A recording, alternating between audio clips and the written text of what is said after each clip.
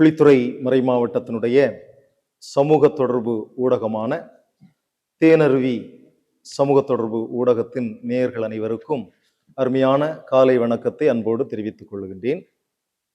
இந்த அருமையான நாளிலே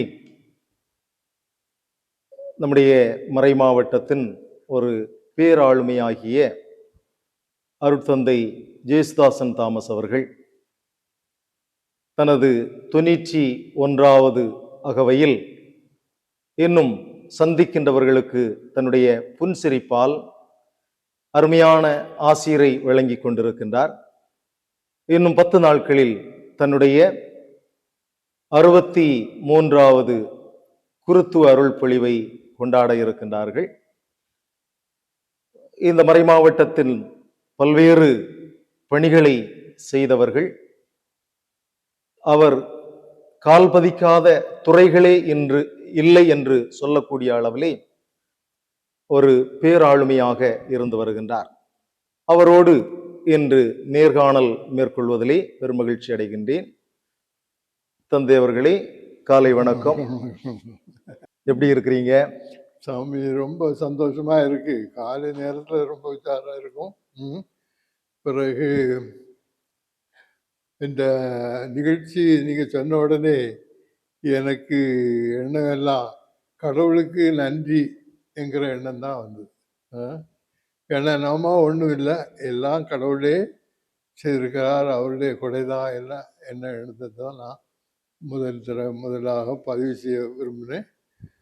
அதோடு இணைந்ததாக இருக்கிறது அவருக்கே மகிமை, அவருக்கே எல்லாம் மகிமை.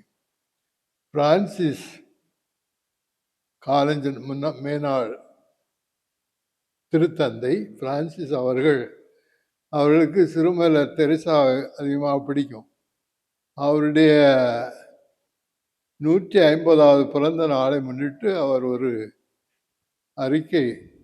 அறிவுரை வெளியிட்டார்.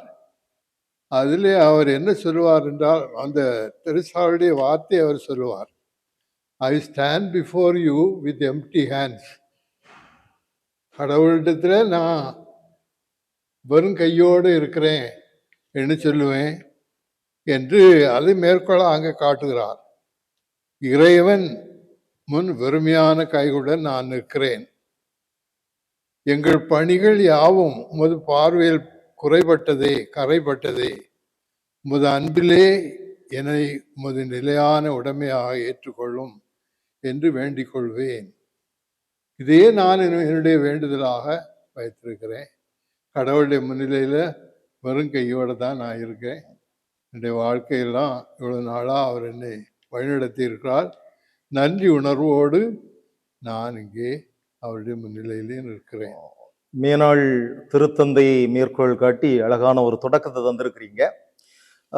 ஃபாதர், உங்களுடைய பெற்றோர், உடன் பிறந்தோர், உங்களுடைய தொடக்க கால வாழ்க்கையை பற்றி ஒரு வார்த்தை சொன்னீங்கன்னா நல்லா இருக்கும். என்னுடைய பெற்றோர், அப்பா பேர் தாமஸு, அம்மா பேரு அன்னம்மாள்.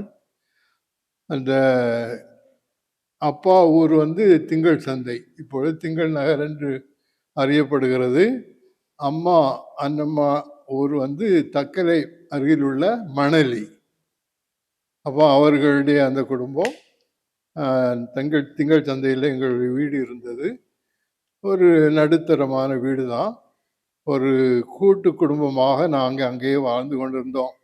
எங்கள் அப்பாவுக்கு 2 சகோதரங்க உண்டு, ஒரு சகோதரியும் உண்டு. அதில் பெரியப்பா, மூத்த பெரியப்பா, அவருக்கு 2 பிள்ளைகள்.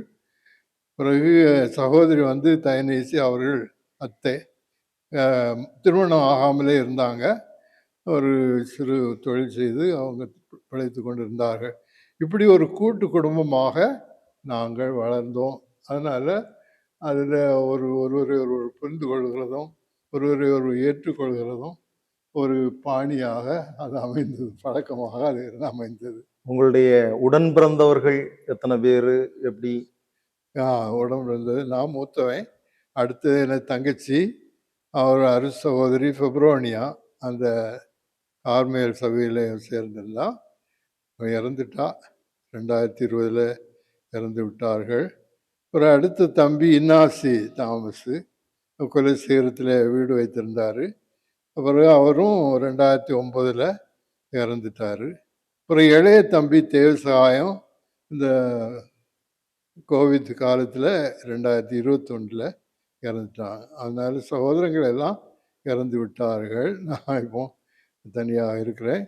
ஆனாலும் தம்பிமாருடைய பிள்ளைகள் அவர்கள் அன்போடு என்னை அனுசரித்து இங்கே வந்து பார்க்குறதும் என்னை பற்றி அக்கறையோடு அவர்கள் இருக்கிற அவதை செய்கிறதும் அப்படி இருந்துட்டு இருக்குது. தொடர்ந்து பிள்ளைகள் எல்லாம் நல்ல உறவு பாராட்டுகின்ற வகையில இருக்கிறாங்க. அப்போ ஃபாதருடைய மாணவ பருவம், பள்ளி பருவம் எப்படி இருந்துச்சு? உங்க திங்கள் நகர்ல தான் இருந்துச்சா எப்படி? பள்ளி பருவம் அது ஒரு விசித்திரமான பருவமாக தான் இருந்து. அங்கே லண்டன் மிஷன் பள்ளிக்கூடம் ஒன்று இருந்தது, தொடக்க பள்ளி நெய்யூரில். ஐயா அங்கே ஒன்று சேர்த்தாருங்க. ஏன்னா அது பக்கத்தில் இருக்கிறதுனால வீட்டிலேருந்து கொஞ்சம் நடந்து போயிடலாம். அப்புறம் நடுநிலை நிலை பள்ளி அது முடிஞ்ச உடனே அரசு உயர்நிலை பள்ளி இரணியல் அங்கே 3rd standard English 3rd standard, அப்போ 8ஆம் கிளாஸ் இல்லை. அது முடித்த சமயத்தில் தான் எனக்கு இந்த இறை அழைத்தல் என்கிற வகையில் ஆயர் அவர்கள் அழைத்து நீ செமினரிக்கு போகணும் அப்படின்னு சொல்லி செமினரிக்கு அனுப்பி வைக்கிறாங்க. செமினரியில் படிப்பு தொடர்கிறது. அங்கே தூத்துக்குடி செமினரி வந்து அது சிறுமலர் குறுமடம் என்ற குறுமடம். அது தூத்துக்குடி டயசிஸுக்குள்ளது. நம்ம டயசிஸில் அப்போ இல்லை செமினரியில். ஏன்னா நம்ம டயசிஸ் தொடங்கி 30 தொடங்கினது. அவ்வளோதான். அதுக்கிடையில் செமினரி வந்துக்கிடல. அது பிறகு தான் செமினரி கட்டினாங்க. அதனால் எங்களை அங்கே அனுப்பினாங்க.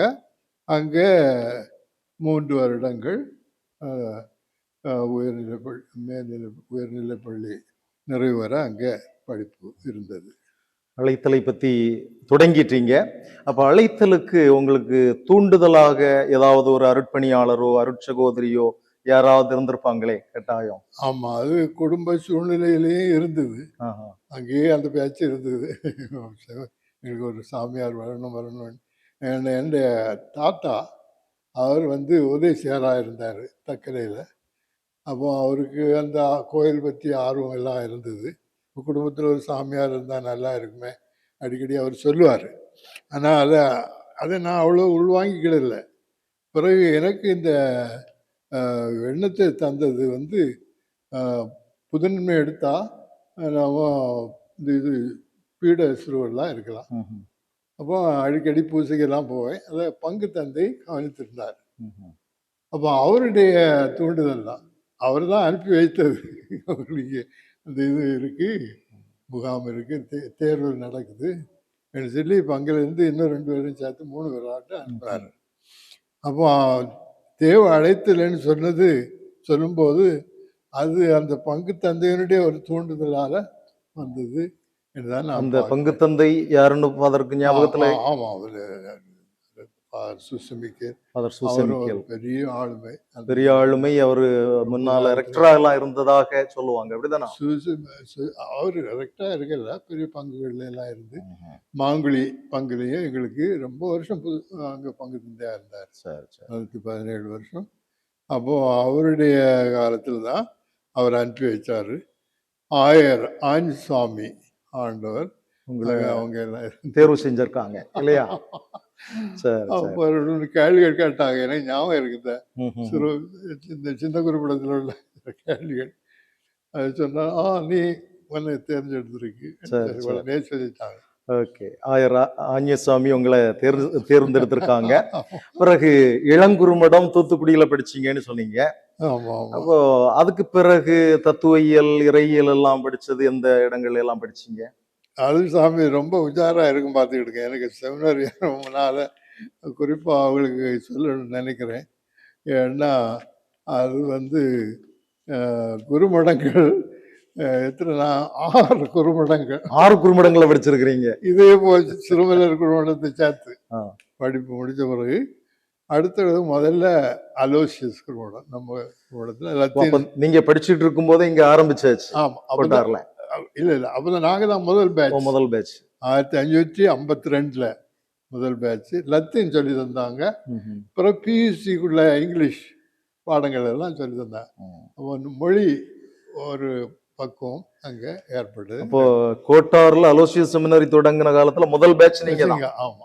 எங்க எங்க என்ன நாங்க ஒரு கோட்டாரத்துல எல்லாருமே சேர்ந்து ஒரு 20-30 பேர் போல உண்டு ஒரு பேட்ச். அப்புறம் என்ன தேர்வு செய்தாங்க எங்க அனுப்புவதற்கு, அந்த பேப்பல் செமினரிக்கு. அது ஒரு பெரிய காரியம். அது தேர்வு செய்தோம்னா அங்கே அதுக்கு அனுப்பிச்சாங்க. கண்டியில் முதல்ல இருந்தது. கண்டியில் தான் பேப்பல் செமினரி அப்போ செயல்பட்டு கொண்டு இருந்தது. இங்கே அனுப்புனாங்க. அங்கே ரெட்ரிக் வருஷம்னு சொல்லுவாங்க. ஃபிலாசபி முன்னால் ஒரு வருஷம் அங்கேயும் மொழி பயிற்சி தான். அந்த லத்தீனும் இங்கிலீஷு இவைகளெல்லாம் பயிற்சி தந்தாங்க. அது முடிஞ்ச பிறகு 55லேருந்து 58 வரை பூனேயில் செமினரி ஷிஃப்ட் ஆச்சு. கண்டியில இருந்து செமினரி அங்கே இலங்கையில இருந்து திரும்ப பூனேக்கு வந்திருக்கு. அப்போ நம்ம நாடு சுதந்திரம் அடைஞ்சிட்டு அதனால தனி அமைப்பானதுனால இங்கேயே கொண்டு வந்தாங்க. அது ஒரு பெரிய எக்ஸோடஸ்ன்னு சொல்லுவாங்க. செமினரி முழுதும் எல்லா சாதனங்களும் அங்குள்ள ஆறுகள், லைப்ரரி எல்லாம் ஒரு தனி ட்ரெயின் அதுக்குன்னே ஷெட்யூல் பண்ணி அந்த இதுலேருந்து புனே வரை அதில் நாங்கள் அப்படி புனேயில் தொடங்கினோம். அங்கே மெய்யியல் ஃபிலாசபி 3 வருஷம். அங்கேயும் என்ன இருக்க விடலை. பிறகு அங்கே இருந்து நீ செமினரி ஜெர்மனிக்கு போ, உனக்கு ஒரு ஸ்காலர்ஷிப் கிடைச்சிருக்கு, அதனால அங்கே அனுப்புனாங்க. அப்போ குருத்துவ அருள் பொழிவுக்கு முன்னாலேயே ஜெர்மனியில படிக்கிறதுக்கான வாய்ப்பு ஜெர்மனியில தான் அந்த தியாலஜி அங்கே தான் படிக்கிறேன். 58லேருந்து 62 4 வருஷம் ஃப்ராங்க்ஃபர்ட்டில் ஜெஸ்விட் தான். இன்னொரு காரியம் பார்க்கும்போது என்னுடைய மேல் படிப்புகள் எல்லாம் அந்த ஜெஸ்விட் கல்லூரிகள் தொடர்புள்ளதாக தான் இருந்திருக்கு. செமினரி தியாலஜி படித்ததும் அங்கே ஃப்ராங்க்ஃபர்ட்டில் 58லேருந்து 62 வரை. பிறகு ப்ரீஸ்ட் செமினரி ஆகனுக்கு அது கடைசி வருஷம் பாஸ்டரல் தியாலஜிக்கு அங்கே அனுப்புனாங்க. அங்கே தான் ஆர்டினேஷனும் முடிஞ்சது. ஜெர்மனிலே ஆர்டினேஷன் வாங்கிட்டாங்க. ஏன்னா அதுக்கு அவங்க அந்த ஸ்பான்சர் பண்ண குடும்பம் அந்த பங்கு அது விரும்பிச்சு. நாங்கள் எல்லாரும் அங்கே வர முடியாது, அதனால இங்கே எழுத முடியும், நீங்கள் ஃபர்ஸ்ட் மாஸ் அங்கே போய் வைங்க. அப்போ பெற்றோர் அதற்கு, ஏன்னா பெற்றோர் அங்கே வச்சதுனால பெற்றோருக்கு பங்கேற்கக்கூடிய வாய்ப்பு இல்லாமல் போயிடுச்சுதே. ஆனால் அதுக்கு இங்கே முதல் திருப்பலி 2-3 நாளையில் இங்கே ஏற்பாடு செய்தாங்க. இங்கே மாங்குழியில் அப்போ சாமி ஸ்தனிஸ்லாஸ் இருந்தார். அவர் ரொம்ப பிரமாதம் ஒரு பங்கு விழாவாட்டே கொண்டாடினார். பங்கு விழா கொண்டாடி அழைத்தல் விழா என்று சொல்லி அது ஒரு பிரபலம் ஆக்கிட்டார். அது ரொம்ப நினைவில் நின்ற ஒரு விழாவாக அது இருக்கிறது. இப்படி செமினரி உங்களுடைய அந்த பிலாசபி தியாலஜி, அந்த குறுமடங்கள், பிறகு ஜெர்மனியில குருத்துவ அருள் பொழிவு, முதல் நன்றி திருப்பலி மாங்குழியில, இதெல்லாம் சொல்லிட்டீங்க. அப்போ இளம் குருவாக, உதவி பங்கு தந்தையாக இந்த பணிகள் செய்த அனுபவங்கள் எல்லாம் எப்படி இருந்துச்சு? நாங்க அந்த இது குருவாக வந்த காலம், அது திருச்சபையில பெரிய மாற்றங்கள் நடந்த காலம். 2வது வத்திக்கான் சங்கம் நடந்துகிட்டு இருந்த காலத்துல எனக்கு ஆர்டினேஷன் முடிஞ்சு இங்கே 63ல் வந்த உடனே எனக்கு ஆயர் அவர்கள் முளமூட்டில் உதவி பங்கு தந்தையாக அனுப்பி வைத்தார்கள். முளமூட்டில் உதவி பங்கு தந்தைன்னா அங்கே 2 பேர் உதவி பங்கு தந்தையாக இருக்கும். ஏன்னா பெரிய பங்கு, நிறைய கிளை பங்குகள் எல்லாம் இருந்திருக்கும். 10 போல இருந்தது. அதில் உதவி பங்கு தந்தையாக எங்களுக்கு அவர் ஃபாதர் வர்கீஸ், அவர் பிளாப்லான்னு நாங்கள் சொல்லுவோம். அவர் தாடியெல்லாம் வச்சுட்டு ரொம்ப பிரமாதமாக இருப்பாங்க. அவர் எங்களை ரொம்ப அந்த பெருந்தன்மையோடு நடத்தி அந்த பங்கு பணியில் நல்ல முறையில் ஒரு வழிகாட்டியாக இருந்திருந்தார். அப்போ அங்கே 4 வருடம். இப்போ என்ன ஒரு வருஷத்துக்கு ஒரு இடம் மாறி போகிறாங்களே, அப்போ ஒரே இடம் தான். ஒரே இடத்துல உதவி பங்கு தந்தையா 4 வருஷம் இருந்தீங்க. சரி சரி சரி. அது முடிஞ்ச உடனே மங்களக்குன்றுக்கு அனுப்புனாங்க. அட்மினிஸ்ட்ரேட்டர் அங்கே கொஞ்ச நாள் தான். பிறகு சிலுவபுரத்தில் பங்கு தந்தையா அனுப்புனாங்க. சிலுவபுரமும் அதான் பெரிய பங்கு தான். அங்கேயும் ஒரு துணை குரு உதவி தந்தை இருந்து ரஃபேல் எல்லாம் அங்கே உதவி தந்தையா இருந்து உங்களுக்கு உதவி பங்கு தந்தையாக இருந்திருக்காங்க. அவன் அது ரஃபேல் அப்போ இல்லை சாமி, ரஃபேல் நான் மாறி சொல்லிட்டேன். அப்போ உதவி தந்தையா இருந்தவங்க பெஞ்சமின் அவங்க எல்லாம் அவர் இறந்து போயிட்டாரு. சரி சரி. அப்படி. அப்போ ஃபாதர் வந்து உங்களை தேர்வு செய்த ஆயர் ஆஞ்சிசாமி தொடங்கி அதுக்கு பிறகு ஆயர் ஆரோக்கியசாமி, அதுக்கு பிறகு ஆயர் லியோன் தர்மராஜ், அதுக்கு பிறகு ஆயர் பீட்டர் ரெமிஜியஸ், பிறகு இங்க குளித்துறை வந்த பிறகு ஆயர் ஜெரோம் தாஸ், இன்றைய ஆயர் ஆல்பர்ட், எல்லாரோடையும் ஒரு நல்ல இணக்கமான நல்லுறவு பாராட்டுகின்றவர்களாக இருக்கிறீங்க. ஆமா. இனி ஒரு கட்டத்துல ஆயர் ஆரோக்கியசாமியினுடைய செயலராக பணியாற்றி இருக்கதாக கேள்விப்பட்டோம். ஆமா. அந்த அனுபவங்கள் எல்லாம் எப்படி? அவர் ஆயர் திருநிலைப்படுத்தப்பட்ட உடனே அந்த முதல்ல சிலுவபுரத்துக்கு பங்கு விசாரணைக்காக வர்றாரு. சரி சரி. அந்த பங்கு விசாரணை வந்த உடனே நான் ஒன்று அங்கே செக்ரட்டரி ஆகிருந்திருக்கேன். அப்போ உங்க பங்கு சந்திப்புல உங்களுடைய செயல்பாடுகளை பார்த்து அவருக்கு உங்களை பிடிச்சு போச்சு. அதுக்கு முன்னாடி என்ன வச்சிருப்பாருன்னு எனக்கு பலரும் ஃபாதர் சஜஸ்ட் பண்ணியிருப்பாங்க. அதன் அடிப்படையில் செயலர்னா அந்த சமயத்துல சான்சலரும் கூட, சான்சலர் ஆயரின் செயலர் பிளஸ் மறைமாவட்ட செயலரும் கூட செக்ரட்டரி அந்த சமயத்தில் அப்படிதான் இருந்தது. அப்படி பொதுவாக சேர்ந்து இருந்தது. அது 5 வருஷம் ரொம்ப மறக்க முடியாத ஆண்டுகள். ஏன்னா ஆயர் அவர்கள் ரொம்ப ஒரு பல தரப்பில் ஒரு திறமைசாலியாக கடவுளுடைய அருள் பெற்றவராக இருந்தார். நல்ல மறைவுரை ஆற்றுவார், மக்களை எல்லாம் கவர்ந்து பேசி அப்படி கொண்டு அட்மினிஸ்ட்ரேட்டர் நல்ல முறையில் கொண்டு டயசிஸை ஒரு நல்ல முறையிலே கொண்டு வந்துட்டார். அதுக்கு முன்னால் ஆயர் வந்து அவர் ரொம்ப அதிகமாக பேச மாட்டார், ரொம்ப மௌனமாக இருந்து நடத்திட்டு இருந்தார். நம்ம ஆயர் ஆரோக்கியசாமி ஆண்டு அவர்கள் அதுக்கு ரொம்ப செயல்பாடுகள். பிறகு முன்னாலெல்லாம் ஒரு ப்ராஜெக்ட்னு ஒன்று அப்ளை பண்ணி செய்கிறது கிடையாது ஆஞ்சிசாமி ஆண்டவ காலத்தில். அப்போது தொம்பூர் மாத்திரம்தான் ஏதாவது ப்ராஜெக்ட் வச்சு செய்துட்டு இருந்தார். இவர் வந்த பிறகு ப்ராஜெக்ட் எழுதுகிற ஒரு பழக்கம் வந்தது. பல பங்குகள்லையும் பல ப்ராஜெக்ட் வச்சு பிறகு அதனால அது ரொம்ப மறக்க முடியாத அனுபவமாக இருந்தது. பிறகு அதுபோல திருத்தோபுரம் வட்டாரத்தினுடைய வட்டார முதல்வராக ஒரு நீண்ட காலம் இருந்திருக்கிறேன். ஏறக்குறைய 9 ஆண்டுகளுக்கு மேல இருந்ததாக சொல்லுவாங்க. அப்போ அந்த அனுபவம் எப்படி இருந்துச்சு உங்களுக்கு? அது சாமி ரொம்ப விரிவான ஏரியா, எல்லா இடமும் போகணும். அதுவும் பங்கு அங்கே திருத்தூரத்தை பொறுத்த அளவில் ரொம்ப நல்லா இருந்தது. அது பிறகு மற்ற பங்குகளில் உள்ள பிரச்சனைகளை நம்ம பார்க்கணுமே. ஆமாம், அதில் தான் சிரமங்கள். அதில் காப்பி காட்டில் பிரச்சனை, அந்த பேர் பிரச்சனை, அப்புறம் மேல்புறம் அந்த ஏரியாவிலெல்லாம் வழிபாடு பற்றிய பிரச்சனைகள், குத்து விளக்கா மெழுகுத்திரியா பிரச்சனைகள். அடிப்படையில் பிற கொள்கை அடையில் பெரிய காரியங்கள் உண்டு. அந்த வகையான மோதல்கள் இருந்தது. மற்றபடி மொத்தத்திலேயே அங்கே திருத்துவ அனுபவம் வந்து ஒரு பரந்த ஒரு அனுபவமாக இருந்தது. நல்ல ஒத்துழைப்பு இருந்தது. தந்தையர்கள் நம்ம அழைத்தா எல்லாரும் இந்த மந்திரி கூட்டத்துக்கெல்லாம் வருவாங்க. அங்கே கலந்து ஆலோசித்து விடுவோம். பங்கு எப்படி நடத்துறது சொல்லி எல்லாம் யோசித்து அப்படி கொண்டு நடத்திக்கிட்டே இருந்தோம். அது ஒரு நல்ல அனுபவமாக இருந்தது. பிறகு ஃபாதர் வந்து ஒரு நீண்ட காலம் நீங்க ஜெர்மனியில பங்கு தந்தையாக எல்லாம் பணியாற்றி இருக்கீங்க. இங்க நிறைய பேர் உங்களை ஜெர்மனி சாமின்னே சொல்லுவாங்க. அப்ப அந்த அனுபவங்கள், வெளிநாட்டுல பணியாற்றிய அனுபவங்கள், படித்த அனுபவம் ஏற்கனவே உண்டு, பணியாற்றிய அனுபவங்கள் எப்படி இருந்துச்சு? அதுக்கு ஒரு பின்னணி உண்டுன்னா வந்து இது ஆயர் என்ன அங்கே அனுப்பி வச்சிருந்தாரு நம்ம லியோன் தர்மராஜ் இப்போ பொறுப்பேற்ற உடனே மார்னிங் ஸ்டாரில் தாளராட்டு அனுப்பினார். தாளராட்டு அனுப்பி அங்கே உள்ள நான் செய்ய வேண்டிய காரியம் வந்து அந்த ஹாஸ்டல் கட்டணும்.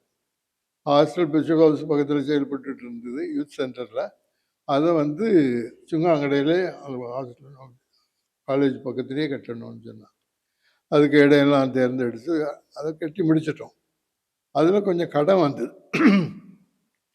ஒரு காசும் இல்லாத தொடங்கினது. அப்போ எல்லாரும் சொல்லுவாங்க எப்படிடே நீ முடிச்சான்ட்டு. அது அற்புதமாக முடிஞ்சது. அதனால் கொஞ்சம் கடன் இருந்து அப்போது கொஞ்சம் நிதி திரட்டணும். இப்போ நீங்கள் ஜெர்மனி தொடர்பு இல்லா போகலாமே சொன்னார். ஒரு தடவை போயிட்டு வந்து பிறகு அடுத்த தடவை சொன்னாங்க உங்களுக்கு அங்கே படிக்கவும் விருப்பம் உண்டு இல்லை, அங்கே பணி செய்யவும் விருப்பம் உண்டு இல்லை சொல்லி அங்கே பணி செய்ய அனுமதி தந்தார்கள். நம்முடைய ஆயர் லியோன் தர்மராஜ்கிட்டையும் எனக்கு அவருக்கும் எனக்கு பேரில் ரொம்ப பற்றுதல் உண்டு. அவர் ஏன்னா அவர் டீக்கனாக இருந்த சமயத்துலேருந்தே எனக்கு நல்ல பழக்கம் உண்டு. அவர் என்னிடத்தில் நல்லா இருப்பார். அங்கே அனுப்பி வைத்தார். அங்கே மியூனிக் குறை மாவட்டத்தில் நான் பணியாற்றினேன் ஒரு 9 இல்லை 12 ஆண்டுகள். முதல்ல ஒரு முதியோர் இல்லத்தில் 3 வருஷம், ஒரு 9 வருஷம் பங்கில். அதுவும் பெரிய பங்கு. அதுக்கு துணையாக இருந்தது ஒரு டீக்கன், மேரிட் டீக்கன் இருந்தார். அவர் அந்த அக்கௌண்ட்ஸு மற்ற காரியங்கள் அரசோடு உள்ள தொடர்புகள் எல்லாம் அவர் பார்த்துக்கிடுவார். நம்ம ஸ்பிரிச்சுவல் மேட்டர்ஸு லிட்ரேச்சர் மேட்டர்ஸ் எல்லாம் நம்ம பார்த்துருந்தோம். அதில் சிறப்பாக சொல்ல வேண்டியது என்னன்னா, இந்திய பண்பாடு கிறிஸ்தவ பண்பாடுன்னு சொல்ல முடியாது இல்லையா? ஆமாம், இது பல தரப்புலையும் இருக்குது. ஆனால் கூடுதலும் மரபு பிரகாரம் இந்து மதத்தை அடிப்படையாக கொண்டது. அங்கன்னா அந்த கலாச்சாரம் வந்து ஒரு கிறிஸ்தவ கலாச்சாரம். அது ரொம்ப ஒரு மாறுபட்ட ஒரு அனுபவமாக இருந்தது. திருச்சபையுடைய அமைப்புகளை பார்த்தாலும் அப்படிதான். கோயில்கள் அவைகள் அமைக்கப்பட்டிருந்த காரியம் என்ன அழகாக இருக்கும். கோயில்கள், அதில் உள்ள வேலைப்பாடுகள், கலை வேலைப்பாடுகள் அது சிறப்பாக இருக்கும். அப்புறம் மக்கள் மத்தியிலும் அந்த அவருடைய உணர்வுபூர்வமான காரியங்கள்லாம் பார்க்கும்போது அது கிறிஸ்தவ பாணியாகவே இருக்கும். அதை நம்ம அனுபவிக்க முடியும். அந்த அந்த வித்தியாசம் எப்படி பார்க்குறீங்க? நம்ம இங்கேயும் நீண்ட காலம் பணி செஞ்சிருக்கிறீங்க, அங்கேயும் பணி செஞ்சிருக்கிறீங்க. அந்த டிஃபரன்ஸை பார்க்கும்போது அது உண்மையில அது பெரிய காரியம்தான்.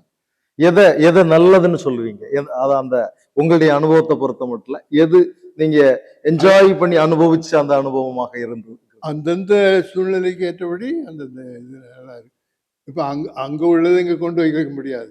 இங்கே உள்ளதை அங்கே கொண்டு வைக்க முடியாது. அங்கங்கே ஏற்ற அளவு, அங்கே உள்ள பாணிக்கு ஏற்ற அளவு நம்ம செயல்படணும். அந்த இதுகளுக்கு ஒத்து நம்ம பிரசங்கம் வைக்கும் போதும் இங்கே ஆக்கி கூடுதலாக சொல்லலாம். அங்கே எல்லாம் எழுதி லிமிட்டட் டைமில் முடிச்சிடணும் பண்ணி வச்சு இப்படி எல்லாம் நல்லா ப்ரிப்பேர் பண்ணி தான் அங்கே செய்ய வேண்டியிருந்தது. பிறகு அங்கேயும் ப்ரீஸ்ட் நல்ல வரவேற்பு தான். என்னை பாராட்டுறதும் என்னோட அன்பாக இருந்தாங்க. அந்த வகையில் ரொம்ப நல்லா இருந்தது அங்கே உள்ள அனுபவம். வேற அங்கே என்ன நம்ம பார்க்கலான்னா, அந்த ஒரு எல்லா தரப்பில் உள்ளவங்களும் அங்கே இணைந்து செயல்படுகிறாங்க. டீம், பாஸ்டரல் டீம்னு ஒரு பங்குக்கு வைப்போம். அப்போ அதில் தந்தை ஒரு ஸ்பிரிச்சுவல் மேட்டர்ஸ் ஆன்மீகம், பிறகு அந்த டீக்கன் வந்து அட்மினிஸ்ட்ரேட்டிவ் மேட்டர்ஸ், பிறகு பாஸ்டரல் அசிஸ்டன்ட் ஒரு அவங்க தியாலஜிலாம் நல்லா படிச்சிருப்பாங்க. அவங்க இது பொதுநிலையினராக தான் இருப்பாங்க. நல்லா இருப்பாங்க. தே ஆர் ஆல்சோ இந்த டீம் ஹெல்பிங் அஸ். அது ஒரு தரப்பில் ஒரு ஆள் இருந்து இன்னொரு தரப்பில் 2 பேராக இருந்தாங்க. ஏன்னா அதுவும் பெரிய பங்கானதுனால அது ஒரு பங்குகளோட அமைப்புகளும் பங்கு பேரவை, அங்கே நிதிக்குழு ரொம்ப முக்கியமானது. அங்கே இந்த நமக்கு இங்கே இருக்குல்ல, நம்ம பாரிஷ் கவுன்சில் பங்கு பேரவை இருக்குது, நமக்கு நிதிக்குழு இருக்குது. அங்கே நிதிக்குழு தான் ரொம்ப முக்கியம். பங்கு பேரே இருக்குது. பங்கு பேர் மற்ற நிகழ்ச்சிகளை எல்லாம் ஒழுங்குபடுத்தும். ஆனால் அதனுடைய முக்கியமான பொறுப்பான காரியங்கள் எல்லாம் இந்த இதுல நிதிக்குழு தான் வழியாக நடக்கும். ஃபாதர், அப்போ மறைமாவட்ட கட்டுமான பணிகளுக்கெல்லாம் நிறைய உதவிகள் எல்லாம் செஞ்சிருக்கிறீங்க. அதே போல நிறைய ஏழைகளுக்கு உதவி செய்கிற ஒரு பண்பு முன்னாலேயும் உண்டு, இப்போ இருக்குன்னு நினைக்கிறேன். அது பத்தி, அந்த ஏழைகளுக்கு உதவுகிறத பத்தி என்ன நினைக்கிறீங்க? எப்படி? இதுல அது வந்து அஹ், இது வந்து எனக்கு இருந்த தொடர்புகள் இங்கே நம்ம டயசிஸை பொறுத்த அளவில் கேஎஸ்எஸ் செக்ரட்டரியாக இருந்தேன், ப்ராஜெக்ட் டைரக்டராக இருந்தேன். அப்போ அங்குள்ள ப்ராஜெக்டில் ஏதாவது ஒன்றுனா அது நானும் பயன்படுத்திக்கிடுவேன். பங்குவேன். வீடு கட்டுறது, ஏழைகள் வீடுகள் கட்டுறது காரியங்கள், அதுக்கு அந்த முறையில் அது ஒரு உதவியாக இருந்தது. அப்புறம் அங்கே போன பிறகு அந்த பங்கு தளத்தில் ஒரு ஸ்கீம் தொடங்கினோம். அதாவது ஏழை ஏழை மாணவர்களுக்கு உதவின்னுட்டு ஒரு சின்ன அவங்க ஒரு தத்தெடுக்கிறது, சின்ன உதவியே தான், ஒரு வருஷத்துக்கு. அது அதன் வழியாக கொஞ்சம் செய்ய முடிஞ்சுது. அது தொடர்ந்து நடந்தது. ஆனால் இப்போ அங்கே போயிட்டு நினைக்கிறேன் கோட்டா டயசிஸுக்கு. ஓ, சரி சரி. அவங்க முழுவதும் அதை பார்த்துட்டு இருக்கார் ஃபாதர் ரம்யாஸ், அதை கவனிச்சிட்டு இருக்காரு. அப்புறம் நமக்கு இங்கே நமக்கு கிடைக்கிற காசை வச்சு சில உதவிகள் செய்துட்டு இருந்தேன். மற்றபடி பெருசா இப்போதைக்கு இல்ல.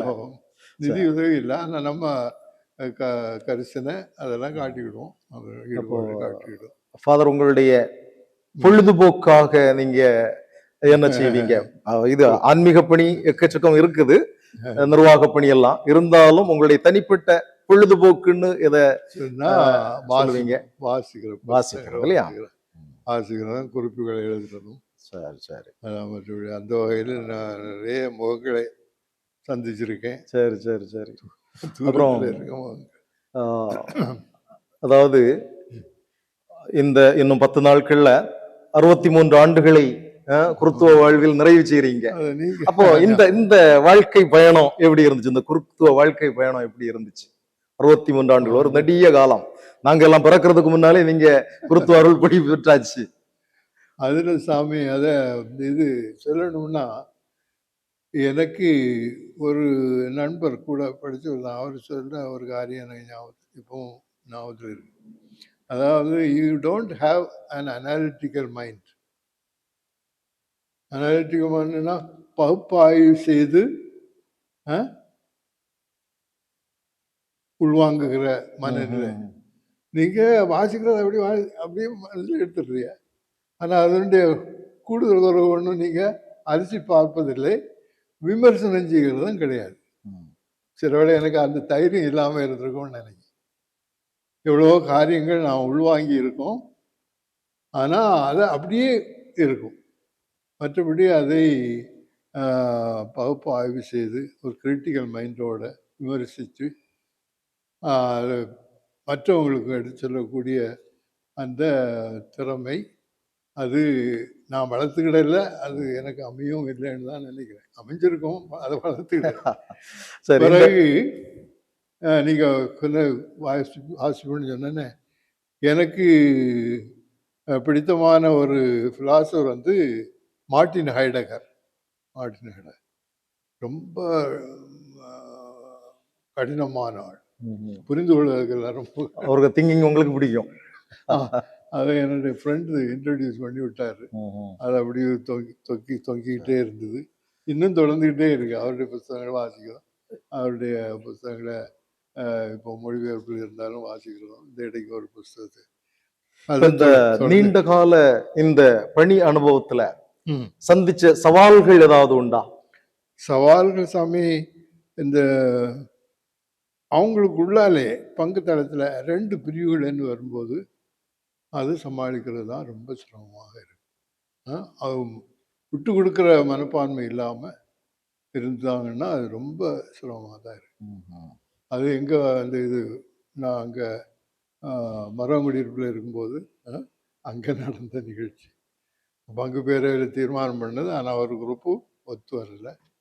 அதனால உள்ள சிரமங்கள் இன்னும் அது தொடர்ந்துக்கிட்டு தான் இருக்கு. கோயில் பணி இன்னும் முடியலையே. இன்னும் முடியலைன்னு நினைக்கிறேன். சில சமயங்களில் தேவைகளை நம்ம பார்ப்போம், செய்ய வேண்டிய தேவைகள் நம்ம பார்ப்போம். ஆனால் அதுக்கு உள்ள நிதி வராமல் இருக்கும். நிதி நாம் திரட்டுகிற சமயத்தில் அதில் சில சிக்கல்கள் வரும். அதனாலே சில சமயங்களில் அமைதி குறைவு வழிவகுக்கலாம். ஆனால் அந்த அளவுக்கு நான் விடலை. ஏதாவது இது ஒரு திட்டங்கள் ஏதாவது முன்னெடுக்கும் போது அது முடியலைன்னா முடிகிற அளவுக்கு நம்ம செய்கிறோம். மற்றபடி மக்களை கஷ்டப்படுத்துறது, அவங்கள சிரமத்துக்கு உள்ளாக்குறது, அது இன்னும் பிரச்சனையை கூடத்தான் செய்யுமே தவிர, அதனால் அப்படி விட்டு விடுறதும் நல்லா இருக்குமே நினைக்கிறேன். யாருக்கு அந்த உரிமை நடப்பாகிற உரிமை நம்ம பங்கு அந்த இது நம்ம மறைமாவட்ட சார்பில் ஒரு பங்கு பேரவை இருந்தது. இவங்க உரிமை பாராட்டுறதுக்கு எதிராட்டு அங்கே ஒரு ஊர் கமிட்டி ஏதாவது வந்து செயல்பட்டு இருந்தது. அதை சமாதானப்படுத்துறதுக்கு முயற்சி செய்து நம்ம அவங்க கூட கொஞ்சம் சரிஞ்சு இருக்கிற மாதிரி காட்டினோம்னா இவங்க எரிஞ்சு விடுவாங்க, இவங்க கூட சாயும் போது அவங்க எரிஞ்சு விடுவாங்க. பிறகு ஒரு தடவை அந்த கொடியேற்றம் என்ன ஆகி போச்சுன்னா, பங்கு பேரவை சார்பில் ஒரு கொடியேற்றம் வைக்கிறோம், அவங்களும் சேர்த்து அங்கே ஒன்று கொடியேற்றம் விட்டுட்டாங்க. அது பெரிய பிரச்சனையாச்சு. பங்குகள்ல இரு பிரிவா இருக்கிறத சமாளிக்கிறதா பெரிய சவால். அதுவும் அவங்க விட்டு கொடுக்காம இருக்கிற அந்த பிடிவாதமா இருக்கக்கூடிய சூழ்நிலை, நாங்க பிடிச்சதை எப்படியாவது நாங்கள் சாதிப்போம் இருக்கிற சூழ்நிலையில கொஞ்சம் சிரமங்கள் இருக்கு. சாமியினுடைய இந்த 63 ஆண்டு கால இந்த குருத்துவ வாழ்வில், அதாவது நீங்காத நினைவுகள் அப்படின்னு சொல்லிட்டு ஏதாவது சொல்ல முடியுமா? நீங்க எல்லாமே நீங்க கூடுதலும் அந்த நமக்கு தரப்பட்டிருந்த ஆயர்களுடைய தனி அன்பு, அதை நான் உண்மையிலே பெருமையாக எண்ணி பார்க்குறேன். தனிப்பட்ட முறையில் எனக்கு அவர் காட்டின அன்பு இன்னும் திரு அவையிலும் கூட இந்த காலகட்டங்களில் நாம் அனுபவித்த திருத்தந்தையர்கள், அவருடைய எழுத்துகள் போதனைகள் எல்லாம் குறிப்பாக இந்த இது பிரான்சிஸ் இதெல்லாம் நம்ம ரொம்ப கவர்ந்துருக்கு, நம்ம ரொம்ப அதை ஷேப் பண்ணியிருக்கு. பிறகு காலத்தின் அறிகுறிகளை அறிந்து அப்படி அந்த அதற்கு ஏற்றாற் போல மக்களை வழிநடத்துறாங்க, திருச்சபையை வழிநடத்துறாங்க. ரொம்ப பெருசா அதை நான் பார்க்குறேன். அதெல்லாம் கடவுளுடைய அனுபவமாக இருக்கிறது. பிறகு ஆன்மீக வழிகாட்டியாக 5 வருஷம் அலோசிஸ் செமினாரில் இருந்தேன். அதுவும் ரொம்ப முக்கியமானதுன்னா இதுமே ஒரு அருள்வாழ்வு பற்றிய புஸ்தகங்களை வாசிக்கிறதுக்கும் ஆழமாக சிந்திக்கிறதுக்கும் வாழ்க்கையை ஒரு மறுபரிசீலனை செய்கிறதுக்கும் ஒரு பெரிய வாய்ப்பாக இருந்தது. பிறகு சாமி நான் உங்கள்கிட்ட ஷேர் பண்ணுறேன்னா, குருத்துவ வாழ்க்கையில் முதல் கட்டத்தில் செய்ததெல்லாம் நல்லா செய்யணும், நல்ல பேர் வாங்கணும், நல்ல குருவாக இருக்கணும், 4 பேர் அப்படி சொல்லணுங்கிற ஒரு எண்ணம் அடிப்படையில் இருந்திருக்கலாம் பின்னணியாக. கட்டாயம் அந்த அடிப்படையில் நாம் செய்திருக்கிறோங்கிற ஒரு எண்ணம் எனக்கு இப்போ வருது. திரும்பி யோசிக்கும் போது கடவுளுக்காகத்தான் செய்தோம் என்கிற எண்ணம் நமக்கு இருந்தாலும் ஒரு பின்னணியில் இது இருந்திருக்கிறது, தன்னை பற்றிய எண்ணம் இருந்திருக்கிறது. அது சில சமயங்கள் அது ஒரு போலித்தனமான காரியம்னு தான் இப்போ நினைக்க வேண்டியிருக்கு. ஆனால் அந்த சமயத்தில் அப்படிதான் நடந்திருக்குது.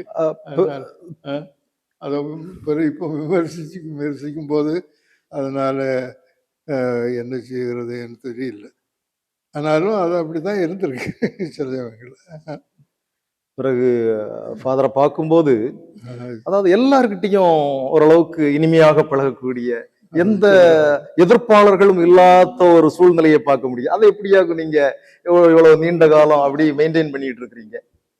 அது நான் சொன்னேன் இல்லையா, குழந்தை பருவத்திலேயே கூட்டு குடும்பத்தில் விட்டு கொடுக்கறது, விட்டு கொடுக்குறவன் என்ன சொல்லுவாங்க, கெட்டு போக மாட்டான் அப்படின்னு சொல்லுவாங்க.